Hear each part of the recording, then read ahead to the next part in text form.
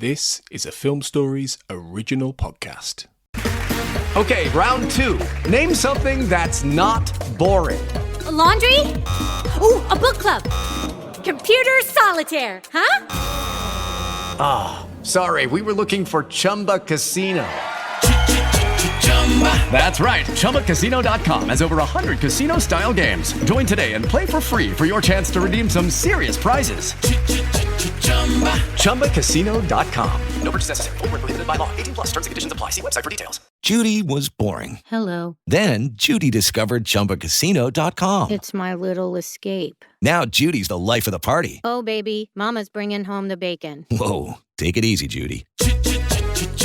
The Chumba life is for everybody. So go to ChumbaCasino.com and play over 100 casino-style games. Join today and play for free for your chance to redeem some serious prizes. ChumbaCasino.com. No purchase necessary. Void where prohibited by law. 18 plus. Terms and conditions apply. See website for details. We made this.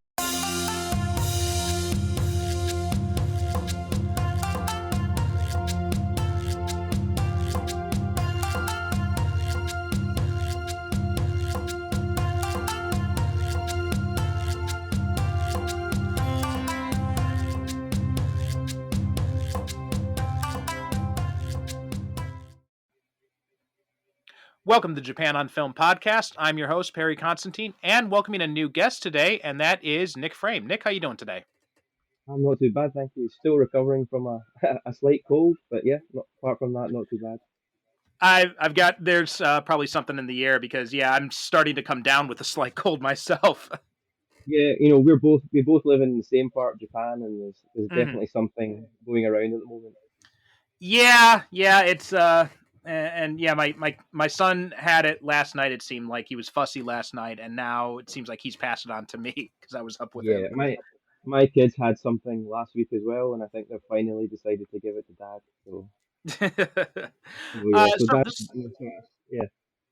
So this is your first time on the show, so why don't you tell people a little bit about yourself? Yeah, so my name's Nick Frame. I got started within cinema maybe 13, 14 years ago when I was asked to collaborate on some Arrow video, DVD and Blu-ray sets that they were making, mainly for like Italian, exploitation cinema. They needed somebody to do some on-stage translation for two directors that were coming over, which were Lamberto Bava and Ruggero Deodato, who made Cannibal Holocaust famously. And so they were coming over to Scotland when I was living over there, and I did the translation for them on stage, and it went well, and work kind of snowballed, and I started to do more and more like DVD extras, interviews and featurettes, and then I started to work directly for Arrow Video while still doing a lot of like independent featurettes for people like 88 Films and Shout Factory and things like that. So that's where I got started in the movie side of things. So you do translations for them? Yeah, well, that's how it kind of started. I started just doing a lot of these Q&As with the directors. They were all being filmed for DVD extras, so they didn't really speak that good English, so they needed me to do the on-stage translation. And then it snowballed. I was going to Italy, going to Rome, and meeting people like Dario Argento and Sergio Martino, doing interviews with them, filming interviews. I did most of the interviews in Italian, and then we would get back to the UK, and then I would sit and create subtitles for all these releases, which was time consuming. But the joy of actually getting to meet these people was fabulous. So, that's pretty cool. And so you speak Italian then too? I do. Yeah, I'm completely. I would say more or less completely bilingual with English and Italian.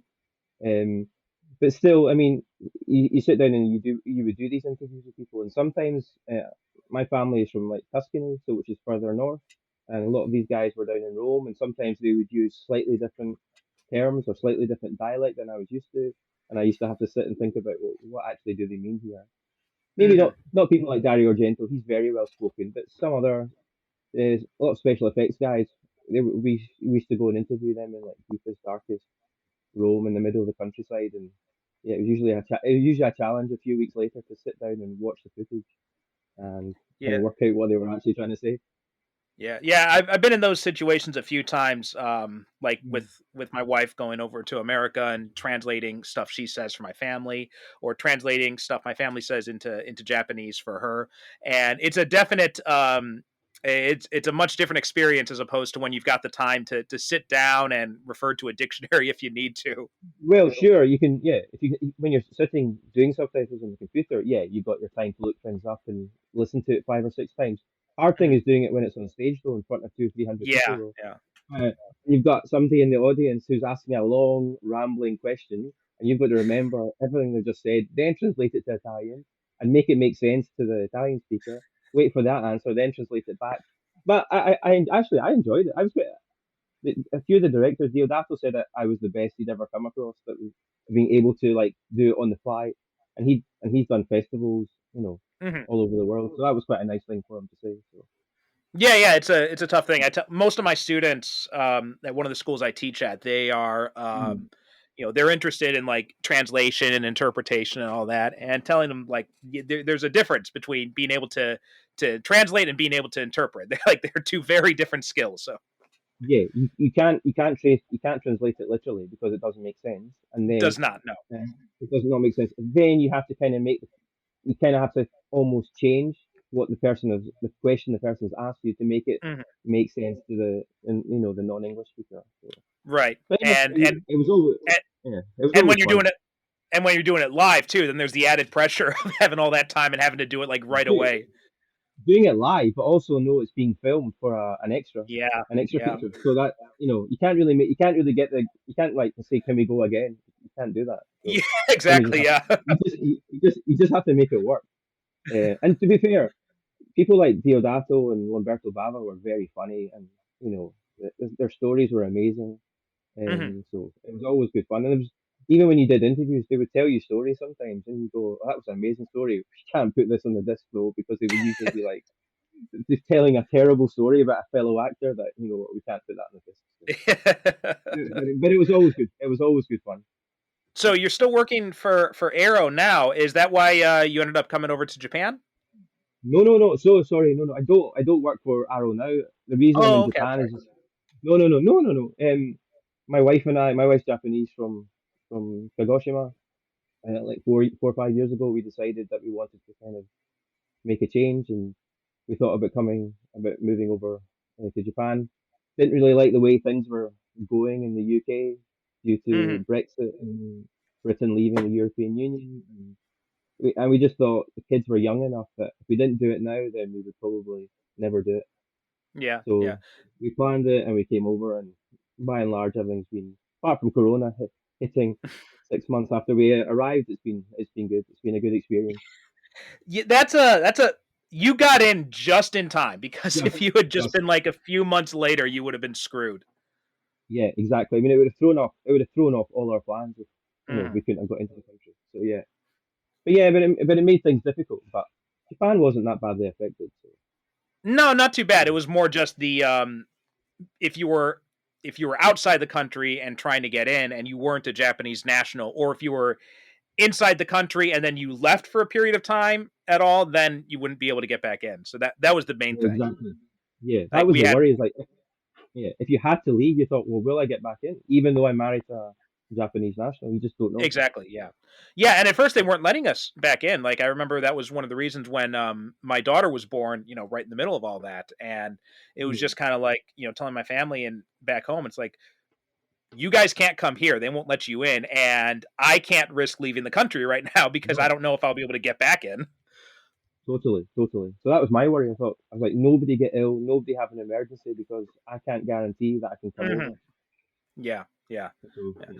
yeah, Fortunately, it did. They had lifted that restriction by the time of my sister's wedding, so we were able to go over there, and they were able to meet my daughter. And then we just went back over in the summer again for a second time so they could meet my son. So everything ended up working out that's good. on our end of the ways. Yeah. So we ended up being getting things done right around the edges, just about.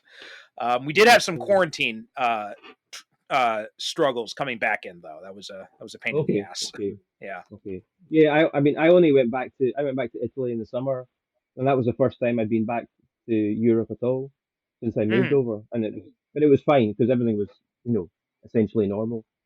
Yeah, yeah, So yeah. The summer it was fine. Coming back into Japan, we had no problems coming back in at all. no, nothing. Um, It was easy. but yeah, last time we went, it was like about a year, 2 years ago now, almost 2 years ago, and we had to do quarantine for a week at the airport under the government restriction, and then they wouldn't let us travel for a week too. So we were stuck in Tokyo, and we had to stay in a hotel at our own expense for a week, basically in Tokyo.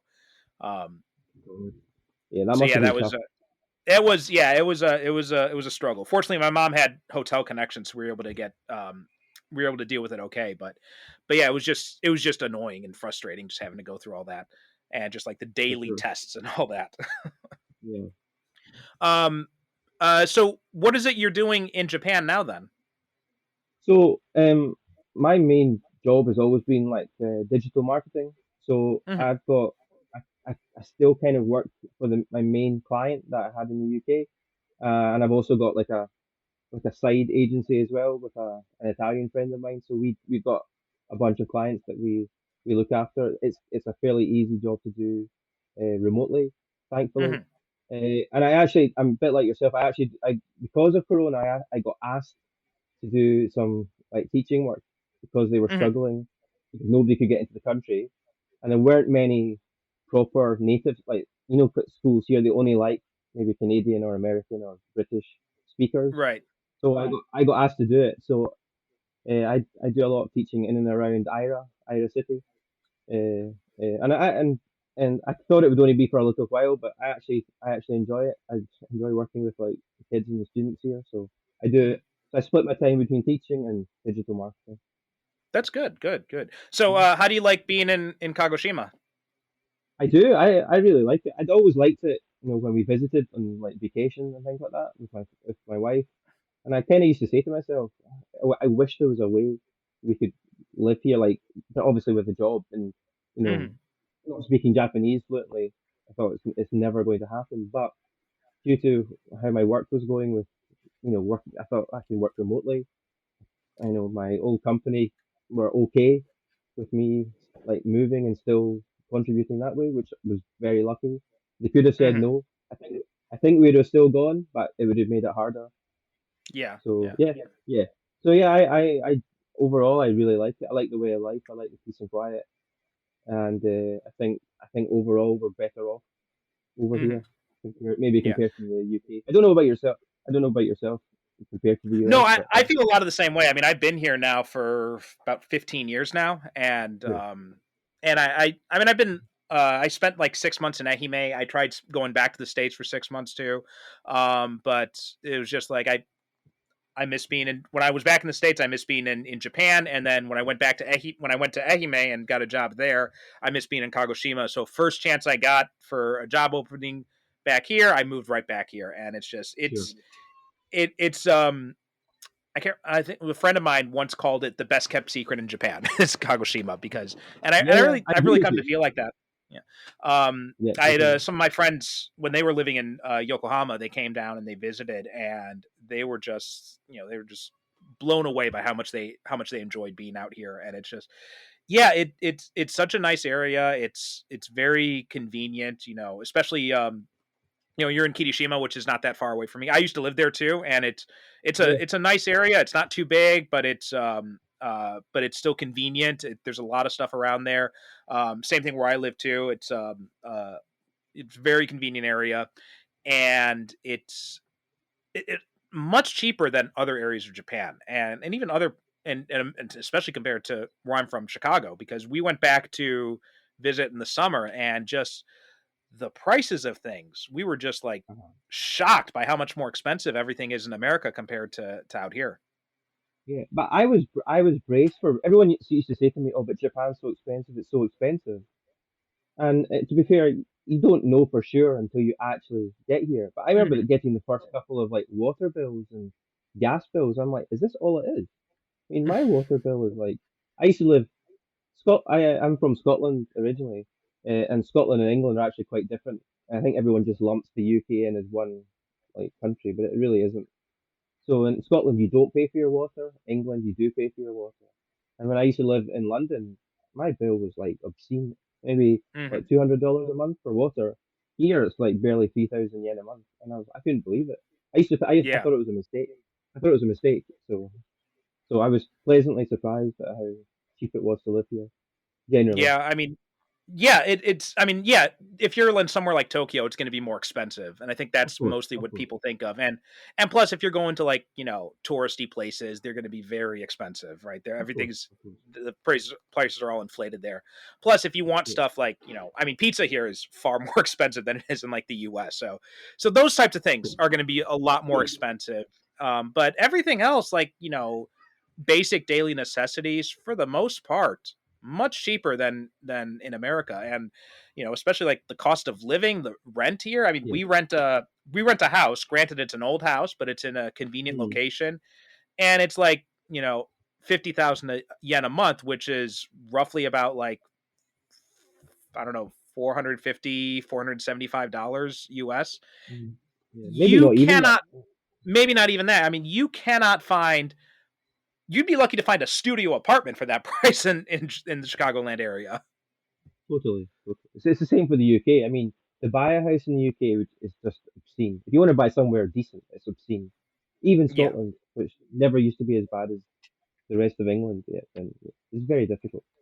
Yeah, and plus, with the kids, we get so many benefits from having kids here because we get subsidies from the government for Yeah. them. We get my daughter gets to do preschool for free starting in the Yeah. spring because she's gonna be 3 years old, and Yeah. my son gets to go for, if we can get them in the same preschool, my son would get to go for half the tuition because he's under 3, Mm. but we've already got a child enrolled there, so then they discount it for other That's right. children in your family. The same for my son went to Yochen here, and then I managed to get my daughter into the same school, and but for her it's completely free when she Yeah, started. So and it's really good school. It's yeah. fantastic. So Yeah. And plus, I don't have to worry about like, I mean, this isn't a concern in Scotland or or in England, but in America, the thing we're always terrified about is, some nutcase is going to come and shoot up the school. Something well, I'd never have to well, worry about here. yeah, you wouldn't. It doesn't even cross your mind here. Hmm. General crime doesn't even cross your mind because it just doesn't Yeah. happen. Yeah. It Yeah. doesn't Yeah. happen. Yeah. Yeah. So it's so much more convenient. I mean, there are problems with it. Like there's no Shangri-La Of and all course. that, but yeah, Oh, overall, I mean, it's so much more, it's so much more convenient. It's so much cheaper. I mean, granted, that's because maybe, the salaries are also like yeah, far lower than the developed world, but yeah, it's but it's you don't need it you as don't much. notice it. Yeah, exactly. Right. Mm, You don't notice it yeah. if you don't have to spend that much. Yeah. And you'll Um. notice that medical fees as well are so small Oh to go yeah. to the Yeah. doctor. Yeah, as an American, When we it's yeah, amazing. Oh yeah, we had travel insurance when we went back to the States, and it was like $200 for the four of us. And my son got sick while we were there, so we took him in, checked him out, and then uh and at first they're like, "Okay, you're fine. You don't have to pay anything, no copay or anything." Okay, great. And like 2 months later, my mom got a bill from them for like an extra $200. Mm. So it was weird, yeah. So like I think it was for COVID. It was for COVID testing, and for like I got COVID when I had COVID. I got it tested here, and I got it. The test was like $40. Yeah, yeah, it's cheap. So Yeah, so it's much different in terms of healthcare costs and all over stuff. totally, totally. But anyway, so we're talking Japanese movie podcast, and so you kind of hinted at that you had started to get into Japanese movies through your work with Arrow, right? Yeah, I mean, I don't. I think it goes back further than that. I think I remember I think the first proper Japanese movie I'd bought. It was anime. I think my grandfather bought me Akira on VHS. Step into the world of power, loyalty, and luck. I'm gonna make him an offer he can't refuse. With family, cannolis, and spins mean everything. Now, you wanna get mixed up in the family business. Introducing The Godfather at ChumbaCasino.com. Test your luck in the shadowy world of The Godfather slot. Someday, I will call upon you to do a service for me. Play The Godfather now at ChumbaCasino.com. Welcome to the family. No purchase necessary. VGW Group. Void where prohibited by law. 18 plus. Terms and conditions apply. It is Ryan here, and I have a question for you. What do you do when you win? Like, are you a fist pumper, a woohooer, a hand clapper, a high fiver? I kind of like the high five, but if you want to hone in on those winning moves, check out Chumba Casino. At ChumbaCasino.com, choose from hundreds of social casino-style games for your chance to redeem serious cash prizes. There are new game releases weekly, plus free daily bonuses. So don't wait. Start having the most fun ever at ChumbaCasino.com. No purchase necessary. VGW Group. Void where prohibited by law. See terms and conditions. 18 plus. And I'd heard about it, and I think before that, the only anime I'd been into had been like TV shows. In the UK, we had no anime on TV whatsoever. There was just they just didn't show it. I don't know what the reason was, but they never showed it. And I used to spend every summer in Italy, and that was different. That was like maybe the number one country for Japanese anime. I don't know if you're aware of this, but No, I was not aware of that. they went during the 80s and the early 90s. They just went crazy for anime. So I used to spend every summer there, and because of the heat, it's just much like Japan. You can't be outside at lunchtime. So between like 1 and 4, Italian TV was just wall to wall anime. So I started to watch things like Fist of the North Star and every robot based anime you can possibly imagine, like Gundam and Mazinger Z, and soccer anime like Captain Tsubasa. So Yatarman. So all this amazing anime that maybe at the time I didn't appreciate how good or bad it was, but I knew I liked it. And then as I got a little bit older, I had started to read, about Akira was being talked about. Again, difficult to see back in days of no streaming, and you know foreign movies weren't overly available. So yeah, it started with Akira, and then I think I moved on to watch like a lot of Miyazaki. I still like My Neighbor Totoro even to this day, and generally most of his output. And then I started to watch Kurosawa samurai movies and so on and so on. When I was at Arrow, I I was the one I said to them they should start putting out Pinky Violence movies. Uh, and they said nobody will watch that. And then when I left, somebody they did put it out and I went, oh, what a great idea that was. And I was like, yeah, I think I mentioned that. That used to happen quite a lot, Arrow. I used to mention things and then people were like, no. And then 2 months later, it was somebody else's great idea, and they were like, oh, how amazing for thinking of that. And I'm like, dude, I said that a month ago. So I'm not going to go on an Arrow rant, but yeah, there's a few random things used to happen there that you don't understand. I'm not sure if they're a Japanese-owned company or not, but it definitely sounds like a Japanese kind of mentality, because I see that happen at my work sometimes, where it's like, oh, we should do this. It's like, I don't think we're going to do that. And then a few years later, they're like, oh, we should do this idea that you suggested 2 years ago, and we just thought about it now. Yeah. Yeah, no, they definitely weren't Japanese, but they had the rights to a lot of Japanese stuff. But you're right. I mean, for example, I think when I joined, I think Synapse or another American company were doing like double bills, and they were starting to put out sort of their sort of version of like Pinky Violence movies. And I said, we should do like a double bill. Some of these people aren't maybe going to spend the money in one film they've never heard of, but two with some extras. That might work. Nah, I don't think so. 2 months later, it's somebody else's idea. I mean, I was exactly that kind of person, because I remember when I was still in the States and like in university, and I'd see like these double pack or 3-packs at Best Buy of like Tartan or Arrow and all this, and like and it's just kind of like, well, if it was just this one movie, maybe I wouldn't have bought it, but it's 2 movies, it's like $15 or something, and they both look kind of interesting, so I'm like, yeah, I'll take a chance on them. So yeah, I used to do that all the time. A lot of my Asian DVDs were built up with those kinds of sales tactics. I was the same. Again, you're never buying one, but you'll buy a collection and take a risk on it. So yeah. I think I remember when I went to you. Yeah. No. Sorry, yeah. I mean, just today I was doing we were recording another episode about Cold as My Passport, and the only reason I own that movie is because it was part of a Criterion 4-pack called Nikatsu no, and had like this, or 4 or 5 movies. It's like this collection of like 4 or 5 movies, and it was like $20 when I saw it at Barnes and Noble or something. So I'm like, yeah, of course I'll buy that for $20, 5 movies, of course.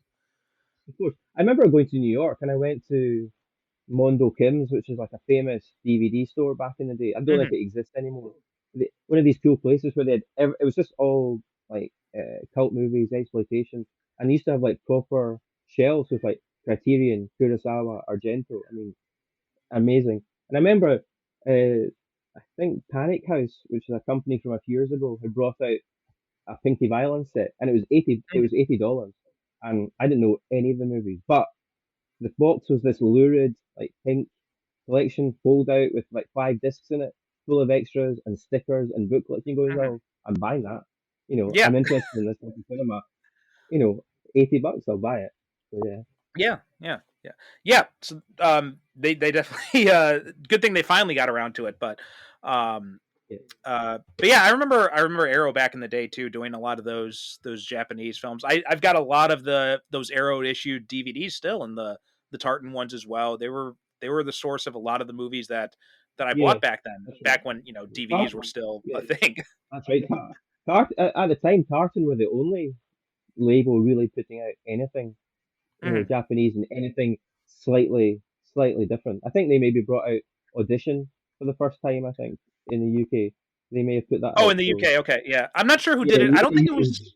Yeah, I'm not sure who did it in the US. I think it was just because Audition was kind of like my first introduction to Miike, and that was I remember it perfectly. I was in university. I was on the it was and my first year in university, I lived on campus, but I went home almost every weekend because I lived like an hour away. Mm. This one weekend, I decided I'll stay here. I'm gonna order a pizza and I'll just rent a movie from Blockbuster and just chill out in my dorm room. And I'm looking in Blockbuster and I'm looking at the movies and I see Audition on the new release wall. And it's got the cover of this cute Japanese girl holding up this syringe and dressed in these like Yeah, leather yeah, gloves. And I'm just like, and I read the back of it and I'm just like, all right, this sounds like a schlocky, stupid horror movie. Maybe I mean I'll watch. Yeah, I'll watch it. I'll have some fun with this, and then I'll get to laugh at it, and maybe it'll have some nude scenes or something like that can kind of titillate. And then I sat yeah. in my dorm room. I ate my pizza and I watched it. And by the time that movie was over, I just cracked open a can of Mountain Dew because I'm like, I am not fucking sleeping tonight. I'm trying to remember. I can't remember if I bought this on DVD from like a Hong Kong import place, or I went to the movies to see it. I can't actually remember. I think I watched it on DVD, and I think I didn't know. The good thing is I didn't know too much about it, and I just heard it was good. And I'm really into horror, like Italian horror and things like that, and I'm always looking for good movies from other countries in terms of horror. And I just heard, oh, this is good, this is good. I've heard a few people say you need to watch this, and I didn't know. I don't think I knew anything about it. And the movie's quiet for the first half an hour. Like not a Mhm. lot happens. There's just the guy that's trying to meet. Sets up the fake audition to meet the girl, and then suddenly, the piano wire comes out, and you're just like, holy shit! Yeah. It was. I think I saw it. Do you know what it was? I think I saw it a second time with an audience, and that bit where she throws his foot and it hits something, and you can the whole place just shit their pants. You know. It was funny. I watched that scene. I watched that movie with my best friend, and she's not a horror person, but she doesn't really get scared easily. When she threw that foot, my friend burst out laughing. Okay. It was like the funniest. It was the most boisterous laugh I ever heard come out of her. Yeah. Well, the audience I watched it with were like totally shocked. Mm. I don't think they didn't know it was. I knew it was coming. They didn't know it was coming. Yeah, So, yeah. yeah. Yeah, but Yeah. so was that your first Miike film as well? I'm thinking now that it might have been. I'm not too sure. It might have been actually. Come to think of it, yeah, I think it Mhm. might have been my first Mickey film. He's done he's done so many, and sometimes you look at something and go, oh shit, that's Mickey. I didn't know that. Yeah, yeah. But I think I mentioned to you, I used to watch the anime called Yatarman, which was like kids anime back in the day, And then I realized there was a live action version, and I didn't even look. I don't think I even looked at the director. I just thought it'd be some random, and then I saw it was Miike, and I'm like, really? He's making like a live action anime Mhm. adaptation. I know, I don't know if you've seen it, but it's amazing. No, I Um, haven't seen that, but he's done a bunch of other adaptations of stuff. Like he did the Crow Zero movies, both of those which are yes, based on well, not anime, those are based on manga, but also yes. Yakuza, the based on the video game. He did that adaptation too. Oh, that's right. That's Um right. Yeah. a bunch of other ones too. Oh, Because Blade of the I mean, Immortal. I think he also did that one as yeah, well. that's right. That's right. That's right. I Yeah. think. I think. I think I started to watch more after that. I watched Visitor Q, which obviously is completely fucked up. So Yeah, that again, was one I watched, and I don't think that's one I'm gonna ever be watching again. no. That was a little bit too fucked up for me. I think that I found my line with that movie. Yeah, there's certain movies like you watch it and you go, well, I'm not watching that again. It's a bit like Cannibal Mhm. Holocaust, a bit like Salo, the Italian movie, the 120 Mhm. Days of Sodom. Again, you watch it once because it's a movie to watch, and then you go, right, well, I don't think I need to see that again. Yeah, yeah. So that's a nice transition into the movie we're talking about today, which is Yeah. Sukiyaki Western Django. Same title in Japanese as well, just rendered in katakana from Hmm. 2007.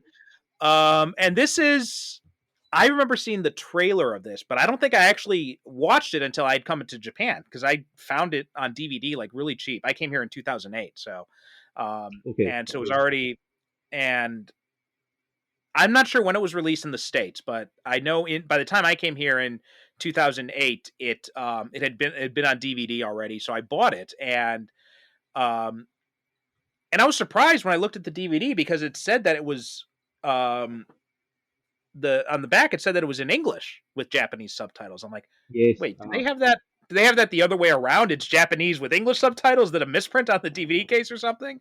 But then I Mhm. watched it and yeah, I was really kind of surprised that it is all English dialogue, but with Yeah. but then subtitled in Japanese, at least here in Japan. And in the West, it was Yeah. subtitled in English because it was difficult to understand some of the Well, dialogue. I rewatched it obviously for the podcast, and I, I, it does throw you the first 20 minutes because Mhm. I don't think even though they're speaking English, I don't think you can totally grasp actually what they're saying because you just don't Mhm. expect it. And I think I watched it with my wife because she was curious, and and she pointed out that you could tell straight away the actors that were good at English, or maybe half American, half Japanese, or Mhm. people that were just obviously really had to study to learn it in the movie. So sometimes I felt that kind of took you out of the movie a little bit, at least at the beginning. Because some people's English is pretty natural and good, and some people's is, other actors was harder to understand. Yeah, I had felt the exact same way. I mean, that's one of the common criticisms of this movie is the fact that it's got Yeah. that it's difficult to understand it, and it it the actors are forced to do a lot of work performing in English, whereas opposed to if they were doing it in Japanese, they wouldn't have to worry so much about getting the language right. They could focus more on their performance. Um, Hmm. but I remember when I first saw the trailer, I was really excited about it because it's Takashi Miike. He's doing this fusion of Western and samurai, and Yeah. it looked really cool. And it still does. Like it does look really cool. But I gotta be honest, when I saw the movie, I was a little bit let down by what had come out because it just didn't. It's not as good as I felt it could have been, especially after I agree seeing with some you. other. Yeah, I think I was because the same as you. I saw the trailer, I saw Tarantino, and I thought, oh, a spaghetti western sort of samurai movie fusion by Miike. I thought, well, this is going to be absolutely, amazing. And it does have its moments, but I mhm, tend to agree with you. I felt I was, and and the nice thing is, it did capture elements of actual Italian spaghetti westerns. I don't know how well you yeah, know that genre itself, but I mean, the look and the feel and the music and just certain things and certain elements that happen in the movie. Echo, Fistful of Dollars. The mhm, snow at the end echoes The Great Silence. Another Sergio Corbucci movie who directed the original Italian version of Django. So he also did his research and mhm, uh, he cherry picked the nice nice aesthetics from the Italian film. But And the action's fantastic, but it does drag a little bit. I feel at stages, and especially when there's long periods of dialogue because they're speaking English. I think that's maybe the reason that it drags a little bit. So there are two versions of this movie. There's the Japanese version, which is 2 hours, and then Miike had the film edited down to 98 minutes for international release. So which version did you watch for this? I watched the long version, the 2 hour version. Okay, yeah, so did I, and I think that's. And I've never seen the international version, but I'm curious now to go and see it to see if that improves the pacing because, Miike had edited it himself. So it's not like, the case with like a lot of Japanese movies or foreign movies that go out in the States when Miramax used to do a lot of those releases. They would cut them to shit. So much so that when I think it was when Miyazaki. I knew you were going to say Miramax because he loved to muck about with other people's movies. Yeah, but with Miyazaki, even with Princess Mononoke, I think it was, he had included like a either an actual samurai sword or a picture of a samurai sword with the movie. And it said like no cuts. Okay. And yes, and so that was like the first, I think that was like one of the only times when they had released it without any editing. But I'm thinking about the Japanese version of Shall We Dance. Like when I first saw that, I saw the American version and. Yeah, it was okay. It was enjoyable. But when I saw the Japanese version, the full length one, I realized like how much important character detail was cut out of the American version. Yeah. I was the same as you when I was reading the background of the movie. I didn't know there was a international cut of this film. I just thought, I think any version I've ever watched has always been the 2 hour. I just didn't know it existed. Yeah. So that's something I'd be curious to see is to go and check out the original one because it does drag in certain parts. And I think the biggest sin this movie does is by forcing the actors to speak English, it really robs them of the ability to really be kind of authentic in their roles. I mean, there are actors who do a really good job of it. Hideaki Ito, who plays the gunman, and Yusuke Isaya, who plays Yoshitsune, the head of the Genji clan, I think. They both have pretty good English, and also the two female characters. So we have Kaori Momoi and Yoshino Kimura. Both of them actually studied in England, so their command of English is also pretty good. But everybody else, it's very difficult to understand what they're saying. Like Koichi Sato, who played Kiyomori, I had a lot of trouble trying to follow him and what he was saying in the movie. Well, that's what I'm saying. I think for action scenes and quick scenes, it doesn't really matter. But when they actually get into dialogue, it would have been better in their natural language. But conversely, you could kind of say that, and maybe not deliberately, but Miike, when you watch Italian exploitation movies, the dubbing and the voices are always all over the place anyway, because there was no live audio recorded on set. So it kind of like, it's not deliberate, of course, but it kind of like there's like a similarity to like Italian exploitation movies by having slightly jilted audio, but I know that's not what he was going for. Well, it's also kind of like in the spaghetti westerns too, right? They had the same thing where they were originally filmed in Italian and then they dubbed them over in English, and you can. Judy was boring. Hello. Then Judy discovered ChumbaCasino.com. It's my little escape. Now Judy's the life of the party. Oh, baby, mama's bringing home the bacon. Whoa, take it easy, Judy. The Chumba life is for everybody. So go to ChumbaCasino.com and play over 100 casino-style games. Join today and play for free for your chance to redeem some serious prizes. ChumbaCasino.com. No purchase necessary. Void where prohibited by law. 18 plus terms and conditions apply. See website for details. There's an incongruency when you watch those versions sometimes. Yeah. Well, they weren't even filmed in Italian. They were filmed in whatever language the actor spoke. And then. Oh, I see. So okay, Clint Eastwood would always speak English, but if he was acting again with a Spanish actor, for example, he would speak Spanish.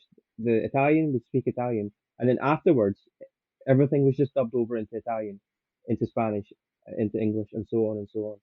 So Oh. that's how it worked. And on most Italian productions, whether it was exploitation or whatever, they all basically work that way. And that wasn't something I knew until I actually started to speak to a lot of these directors, and they said, yeah, if we had an English, sometimes these movies would bring over a big American star, but again, he was just told, say your lines in English. It doesn't really matter anyway because we're dubbing over. I think that would have been a much better way to go about it. Like if Miike had given the actors a choice, like if you're comfortable doing the lines in English, do them in English. But if you're more comfortable doing them in Japanese, then do them in Japanese. Yeah. And I think it would have made for a little bit more, it would have allowed for a little bit more authenticity in their performances. Yes, I agree. I agree with you because, as you said, the two female characters their English was excellent. And Yeah, you could tell that they studied it in their private life, so they spoke it anyway. So yeah, and so what do you think of kind of the story of the movie? Because like we did talk about how it had dragged on. I mean, I did think there's some interesting things here where it's kind of like this. It's almost like a fantasy version of Japan because they reference the Danoda and the gate the rivalry between the Genji and the Heike, but yeah, they're in a town called Nevada. Yeah, and those clans were real. They're from the Mhm. 1100s, I think, in Japan. Those two clans. So they were trying to mix in the aesthetics of a spaghetti western with like elements of like Japanese history. I mean, I like the way they had guns and samurai swords. I Yeah, thought that yeah. was I thought that was cool, and I like the way they used bits from Django with the machine gun and the coffin. And, Mhm. I mean, to me, it played out despite being full of Japanese actors and them speaking English. It still kind of played out like like most spaghetti western. Mhm. The stranger coming into town, taking care of business. The characters are like ambiguous and it starts out with violent revenge and it turns to redemption. So I think all those elements are there in most good Italian spaghetti westerns. Oh So I yeah, I mean think the the story. It's basically they mix in some of the stuff with the Genji and the Heike, and they also reference War of the Roses, so they mix some of that stuff in from European history. But the basic story is essentially cribbed from Django, and which was cribbed from Fistful of Dollars, which was cribbed from dollars. Yojimbo. Yes, it's almost going like full circle. It's gone full It is, circle. yeah. So it's not as you say, Yojimbo, Fistful of Dollars, Django, back to this, and it's they're all stealing from each other at this point. I think. They are, yeah. It very much so, and it's so much so the fact that Heihachi is the little kid. He ends up at the end the credit Yeah, sequence at the end says that he goes to Italy and took on the name Django, and I'm like, okay. I'm like, really? It's like I'd like to see that movie. Yeah, yeah. Nice. Yeah, sorry. On you go. I was gonna say like that was the. I mean, the stories, like we said, it's not an original story by any stretch of the imagination, but I don't know. I found the Heihachi stuff was actually, and the stuff with the family was kind of a drag on most of the movie for me. I wanted to know more about Ruriko, the BB and her past and all that. That's the movie I'm more interested in seeing is about her. Yeah, yeah. They lingered on her for a bit and then seemed to just forget about it, and they didn't really go into too much detail with it. But in a way, but most female characters in spaghetti westerns are there for eye candy or getting nude and then done away with. So Yeah. it's not he's kept that part of it fairly true. Well, there's also a bit of Once Upon a Time in the West. I mean, I know it was Leone, but it wasn't an Italian movie, right? That's when he came to America. But the whole thing with like in Once Upon a Time in the West, you had like the female main character who was like driving a lot of the story. I saw a lot of her in Nuriko and like the way she acts. Like I think he was definitely influenced. The thing about it though is that it's just I did think it was kind of funny that you have this these painted backgrounds at the beginning in the opening scene with Tarantino, because there is kind of an artificial feel to a lot of the film in that way. Where Yes, I agree. I agree. I think I think it started really artificially, and Mm, then as we went on, it got more realistic. But at the beginning, I couldn't understand the look at the aesthetics were all over the place. The mhm. voices, I don't even know what was Tarantino trying with the voice. His I voice don't was know what odd. Tarantino was doing in this movie at all. Like he just, No, no. I mean, like Yeah, yeah. Tarantino is. It's cool to have him in like a small part here and there, but I think there was a little bit too much of him in that opening sequence, and then later when he comes back as the old man. I felt like that's a role that would have been better off for I don't even know, but someone who's I don't know if you could get Clint Eastwood to do that, but someone who No, has more of a connection to Western why not? films. Why not get Franco Nero to do it? Franco Nero, the original Oh Django. yeah, yeah, that would have been And great. that, That's right. He would have been perfect. and he would have done it He easily. would have done it. Well, And yeah, then I mean, he was he in would have done Django Unchained. That his great cameo in Django Unchained when Jamie Foxx exactly. spells his name and he's like the D is silent. And Franco Nero's just like I know. Yeah, but that would have made more sense. But I think at the time Tarantino was like he was like everywhere. And Oh yeah. also the Japanese filmmakers were also like, no, let's get Tarantino. Everybody knows him. It'll sell the movie. Well, I think this movie, probably more than any other of Miike's, was definitely made with an eye towards Western audiences, and I think that's a big reason why Totally. they chose Tarantino um, because this was before Django Unchained came out in a few years after this, but he Yeah, was this is already five well. years before. This is 5 years before Django Unchained, and I think he Okay, was doing grind. I think he was doing Grindhouse at this time, or just a bit, either just finishing or just starting. I'm pretty sure. yeah, yeah. Grindhouse came out, so yeah, that he was probably doing around the time it was filming that. That makes sense because I remember Grindhouse came out right before I left for Japan, I believe. Right. Okay. Yeah.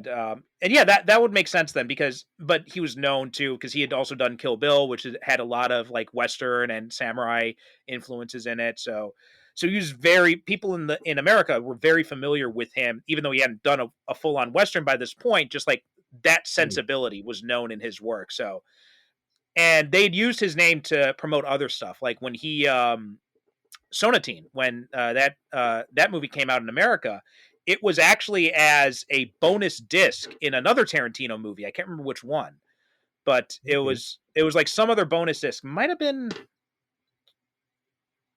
been one of the Kill Bills, or it might have been Jackie Brown or something. But there was this bonus disc, and it was Sonatine, and because that was Oh the only wow. Okay. way Miramax would agree to release it is if they could put it in as a with Tarantino's movie.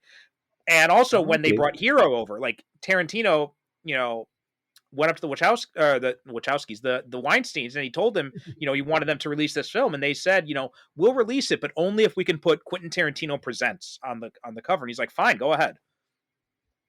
Yeah. Yeah. Yeah. Yeah. Yeah. So obviously that, to be fair, it's probably the reason the movie like sort of appeared to me as well, or maybe that I took notice of the movie is Mhm. because his name was attached in some way to it. And they probably just assumed that most audiences would sit up and take notice. I mean, if he wasn't attached, would you take notice of a random Japanese Western movie? Maybe not. Maybe Well, not. yeah, Me, I would have because I was interested in I it would, just because, yeah. yeah, But no, you and I would have, but your yes, average yeah. cinema goer would not. So, No, absolutely not. That's a very good point. Most people, especially because westerns hadn't really come back by that point. Like you'd had a few. You had 310 to Yuma had already been out by that point. But I think this was before True Grit even, so that wouldn't have really been on anyone's radar. yeah, Um, yeah. True Grit was 2010, I think. So yeah, okay, yeah, it that was sounds about well right. And before. obviously before Django Unchained, like we had mentioned. So yeah, Mhm. westerns were not really on anyone's radar back then. So having Tarantino's name in it, and honestly, I have had this issue when I was talking to people and recommending Japanese movies, and they would ask me like, "Well, is Mhm. it dubbed in English?" And I said, "No, it's subtitled in English." And they're like, "I don't want to read." Yeah, So I think by it's by having traditional. Yeah. by having that English voice cast in it, they made that reduces another barrier of entry to the film. Well, I think even with I think even with it being in English, I still think your average cinema goer would have still struggled. I think Mhm. if we Oh got yeah, absolutely. I correct me if I'm wrong. I know it did really well here in Japan.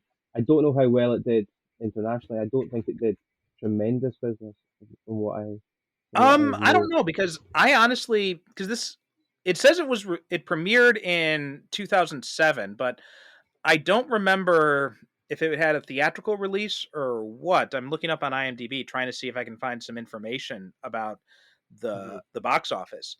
I mean, I know it got mixed reviews. I do know that was something about it. But otherwise, I'm not really sure about the box office business. Well, on Wikipedia it says budget was $3.8 million and box office 2.7, but I'm assuming that's just America. That's not Japan. I'm sure. Yeah, usually they'll usually have like the American information, and then they'll have the international market. So Yeah. I'm not sure. Yeah, I think they've only got one, so they don't have it. They don't have it all separated out. So Yeah, I'm not seeing anything on it for me. So yeah, I'm not sure how much money it made.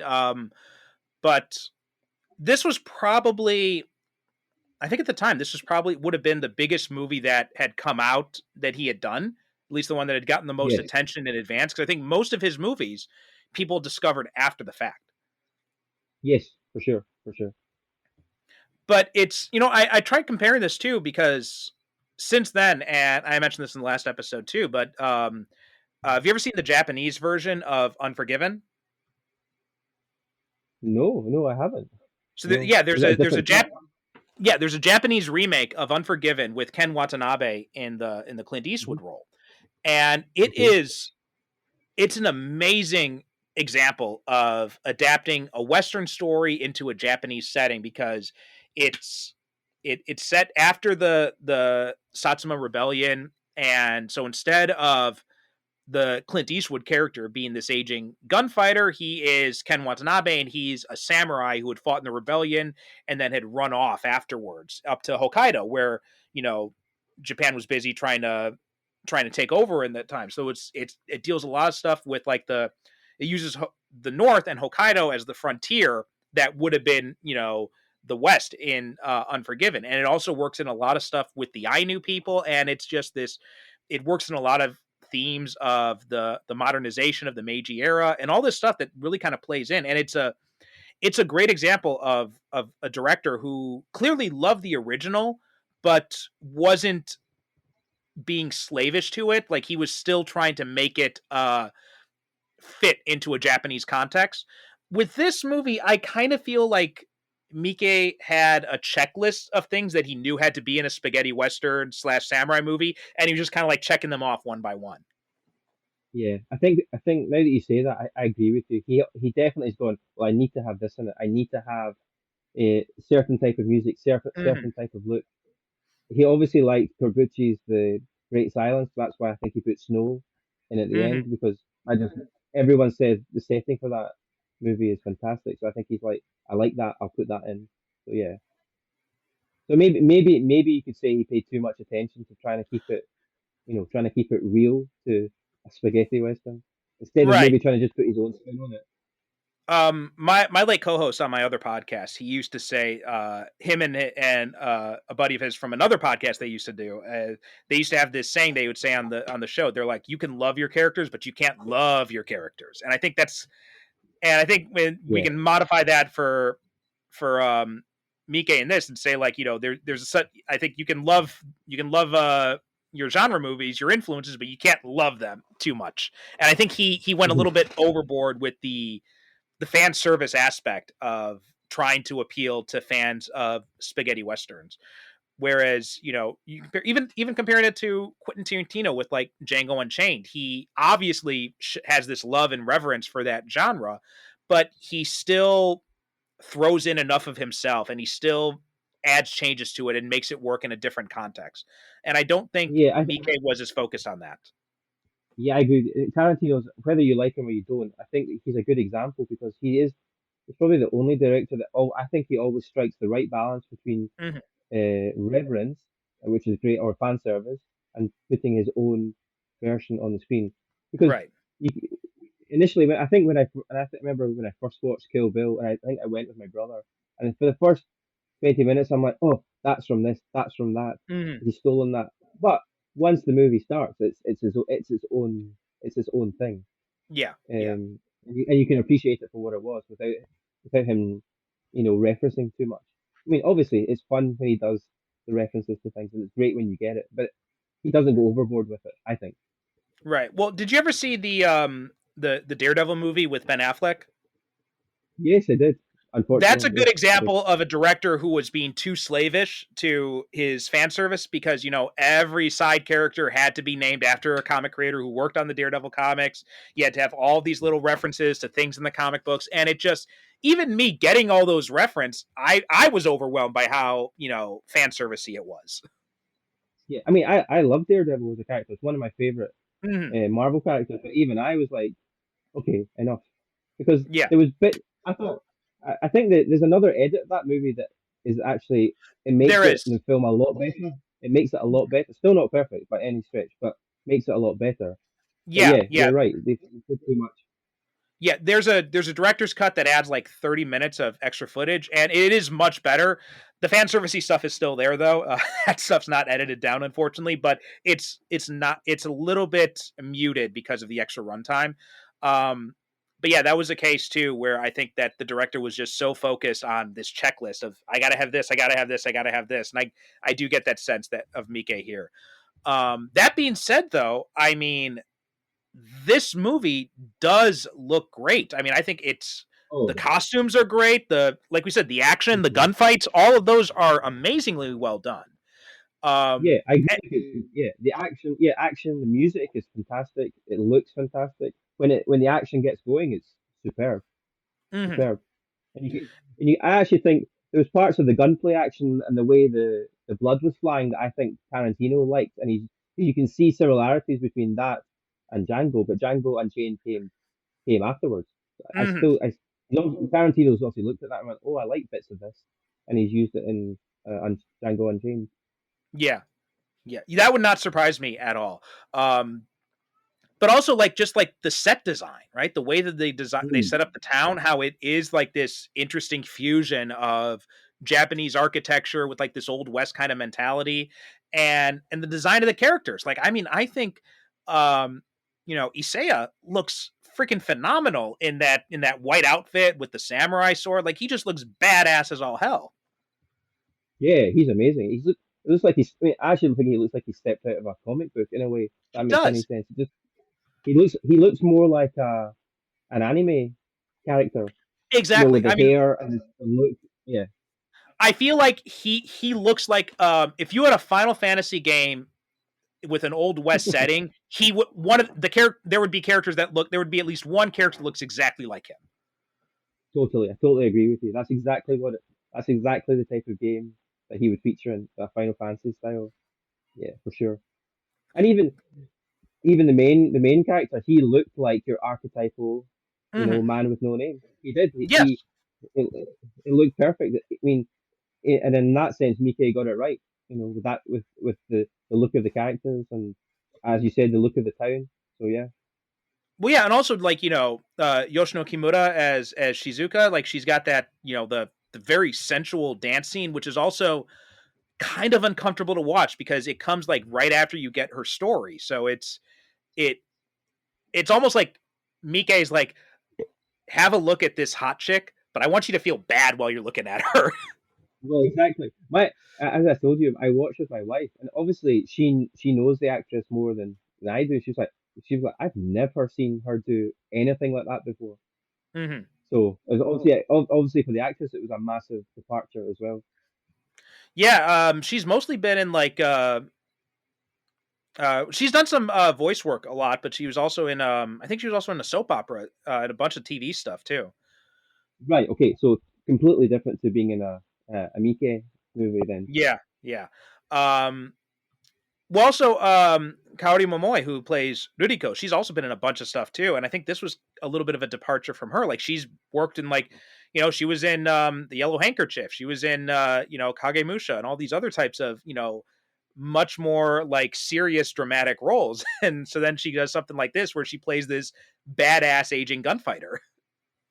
Yeah. Exactly. Exactly. So I mean, obviously, I think it's like Miike is like Tarantino in that way that he gets actors to do things to step out of their comfort zone, or get an Mhm. actor that you would never imagine for the role and get them to do something completely different. Yeah, yeah. Um, I mean, yeah, but overall, I think it's such a it looks so good, and I just feel like my biggest feeling with this movie is not that I don't like it in any sense of the No, imagination. I think no, I think it's very it's fun to watch, but it is a little bit long, and I just think the main thing is we just needed maybe not even necessarily a better story. I think even if you had just allowed the actors to perform in their native language, that mm, alone would have made a world of difference in how this film comes yeah, across. I know, I agree because it would still be a movie that I would recommend, Mhm. fans of Japanese cinema or spaghetti westerns to watch because there's so much in it to enjoy. But again, if they spoke Japanese, I think this movie would flow better. And if they Yeah, maybe just like a trim of 10, 15 minutes, I'm talking about, it doesn't need, because the story itself is great, as you say, but it just needs a little bit of streamlining. And then I yeah, think you'd have something a lot more watchable, if that makes yeah. any sense. But No, there's it so makes much total to sense. enjoy Yeah, in it. But there's so much to enjoy in it. I mean, I mean, it's been ages since I'd seen it, and I really enjoyed it. And yeah, it's quite funny. It's quite humorous as well. Which maybe you don't expect. There's little touches that made me chuckle mhm. all the way through. Yeah. I think if I was gonna recommend people watch anything with, if people, I'd say if I was gonna recommend a fusion of like samurai and western, I would recommend the Japanese Unforgiven over this one. You Decided Zatomono is the Japanese title, Mm, but mhm.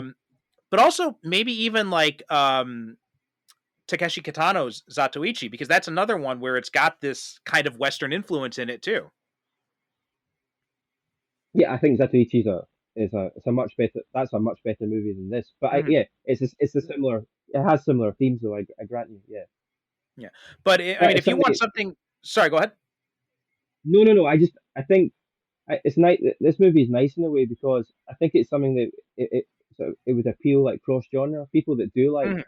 like a violent western would enjoy this. If you like Italian exploitation, you would enjoy this because there's so Mhm. many things to enjoy that you can take from it. And if you like Japanese cinema, it's something different from maybe what you normally watch. So Mhm. it's got lots of different things. It's got lots of different things going for it.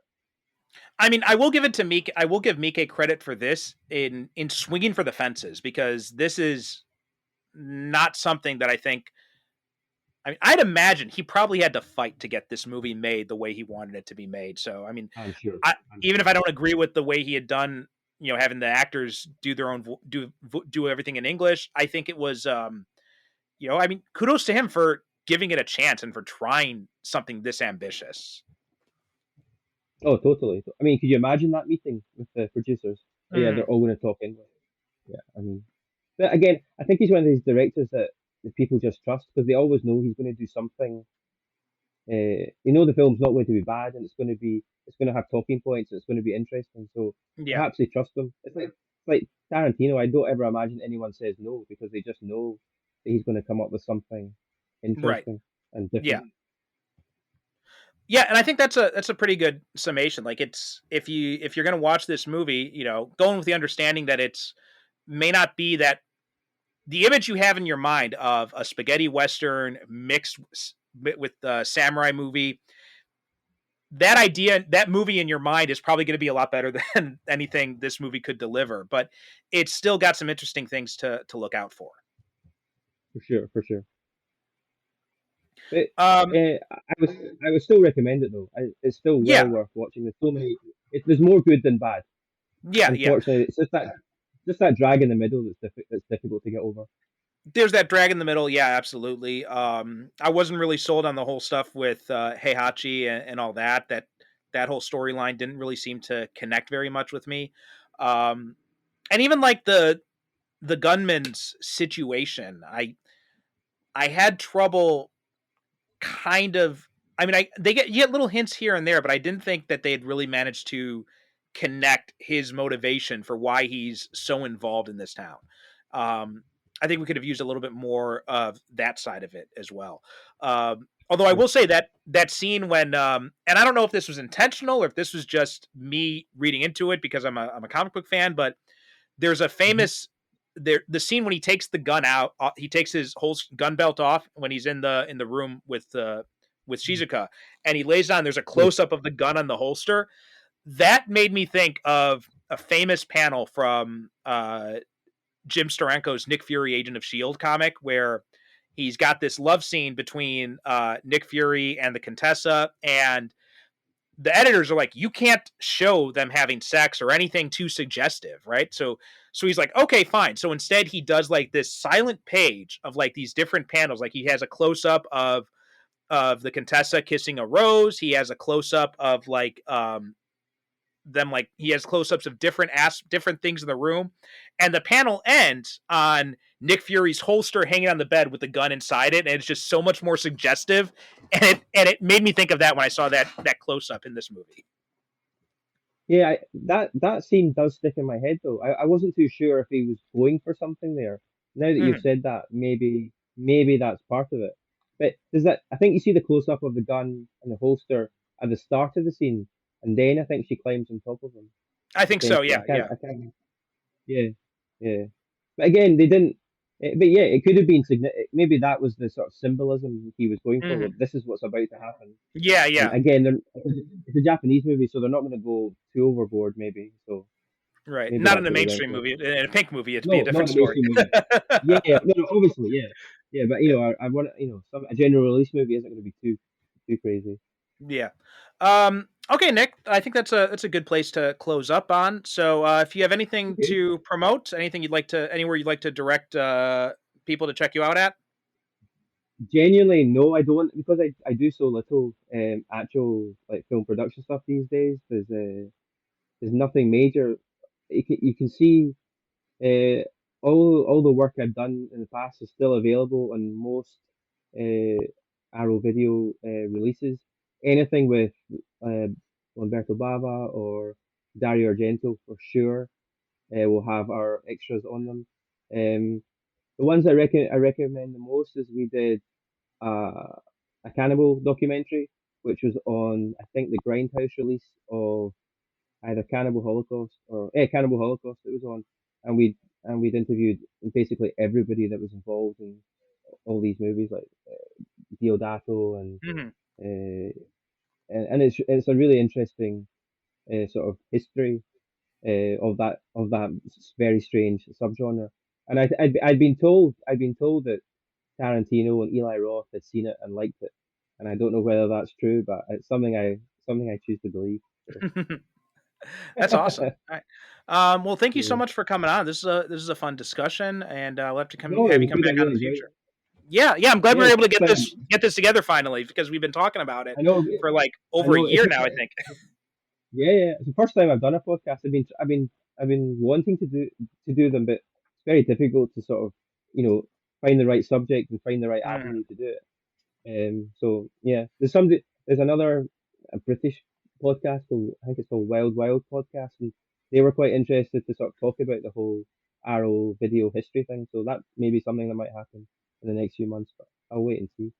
Yeah, absolutely. But, I really enjoy doing. I've listened to quite a few of the podcasts, and I like the style you do it with. So it's been.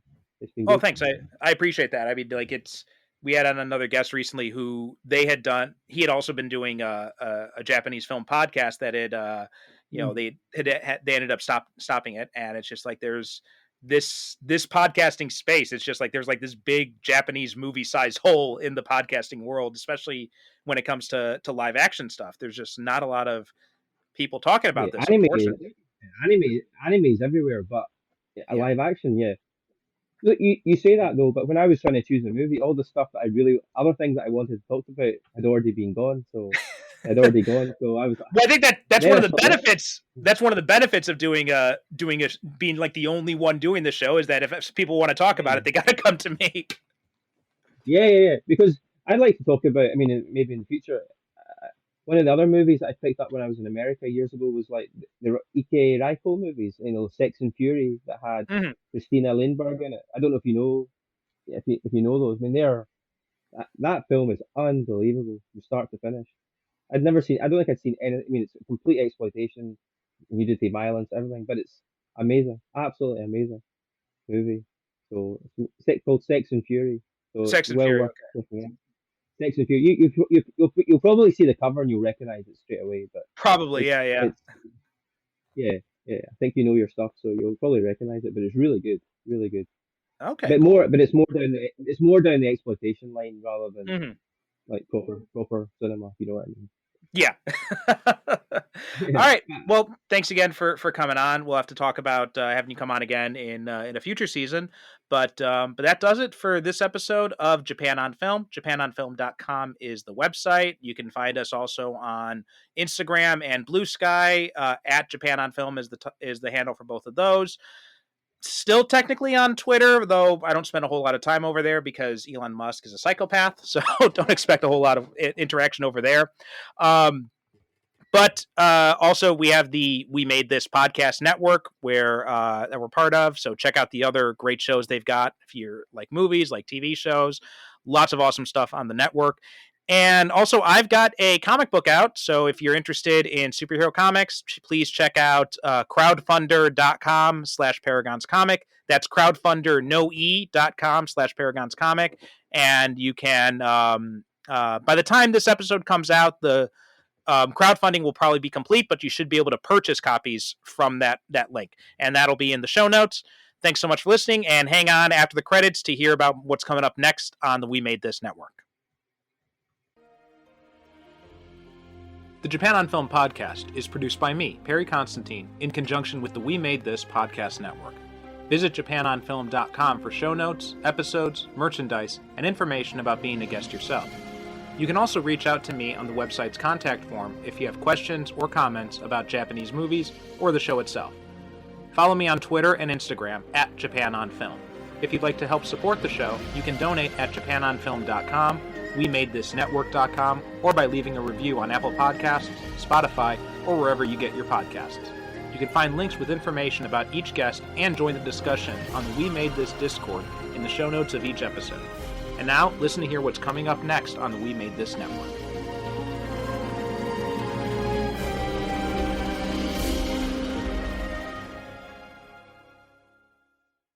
You know what's tricky sometimes? Predicting who is going to win at the Oscars.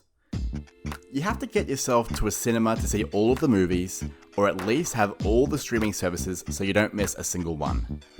You have to pay attention to all the precursor awards to see who is winning so far. The Golden Globes, the BAFTAs, they're the pretty obvious ones. But don't forget the Critics' Choice Awards, or the SAGs, or the DGAs, or the PGAs, or the Eddies, or the Gothams, or the AFI Top 10, or the National Board of Review. Ugh, exhausting, right? Or you can just join me for Academy Watch on the We Made This podcast network. I'm the host, Bo Nicholson, and I've been reading the trends, keeping the stats, and watching as many of the films as humanly possible, and I can tell you who the big players will be on the big night. Me and a guest will also be dissecting one of the key movies in the award season each episode. This year, it looks like Oppenheimer's to lose in several categories, including Best Picture. But can a mid-year release maintain momentum right to a Best Picture victory 2 years in a row? Or can Poor Things or The Holdovers stage a late season surge to steal the prize? Is it too early to discount the cultural phenomenon that was Barbie? Or Martin Scorsese's late career masterpiece, Killers of the Flower Moon? And what about the critical darling Past Lives?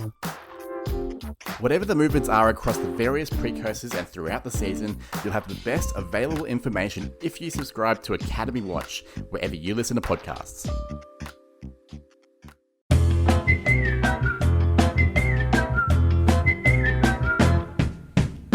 Hello everyone, I'm Robert Turnbull, producer and co-host of You Have Been Watching, a podcast that takes a deep dive into the world of British sitcom. I and my co-host Alex Lynch take you on a journey through the weird and wonderful world of British sitcoms, looking at a range of different subjects and different shows, including classics like Fawlty Towers. In the same way as David Brent and Alan Partridge and Victor Meldrew, Basil works best for me when he is actually dealing with arseholes. The more forgotten oddities like The Asylum, I don't know if I was necessarily that a fan of it. It was a bit kind of... If I'd seen that on the Paramount Comedy Channel when I hadn't known who any of these people were, I probably wouldn't have necessarily enjoyed it. And we even have top 10s like favourite sitcom theme tunes, or episodes dedicated to a subject like the quirk of recasting in sitcoms. Weirdly, I feel like the examples that I've been able to find of like properly recasting characters, like bringing new actors in to play the same characters, they tend to be bad sitcoms that didn't last very long. So do please come and give us a listen on the We Made This network. We're available on all podcast platforms and on Twitter at YHBWPod. So come and give us a follow, give us a listen, send